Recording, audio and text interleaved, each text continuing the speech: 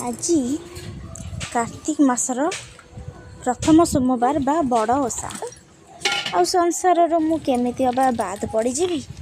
ସେଇଥିପାଇଁ କାମ ଦାମ ସବୁ ସାରିକିନି ହବିଷ ଡାଲମା ରାନ୍ଧିବା ପାଇଁ ମୁହଁରେ କପଡ଼ା ଭିଡ଼ିକି ଚାଲିଲି।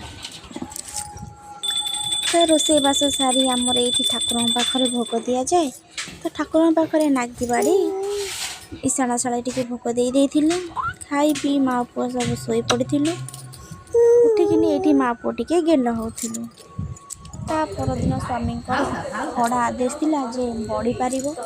ସେଇଥିପାଇଁ ସ୍ୱାମୀଙ୍କ ଆଦେଶକୁ ଟାଳି ନ ପାରି ଆସିଲେ ବି ଚେଷ୍ଟା କରିବାକୁ ଆଗେଇ ଯାଇଥିଲି।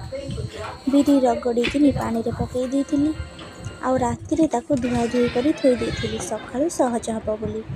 ଯେହେତୁ ରନ୍ଧାବଢ଼ା କଲେ ସେ ନେଇକି ଯିବେ ଡ୍ୟୁଟି, ତ ସେଇଥିପାଇଁ ଅଧା କାମ ସବୁ ରାତିରୁ ସାରି ଦେଇଥିଲି। ସକାଳୁ ଖାଲି ବିରି ବାଟିକିନି ଆଉ ପକାଇବା କଥା।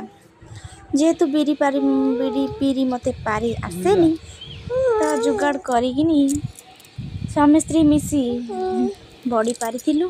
ଆଉ ଇଆଡ଼େ ରୋଷେଇ ବି କରୁଥିଲି। ଦେଖନ୍ତୁ ଯେମିତି ପାରିଲି ସେମିତି କରିଲି।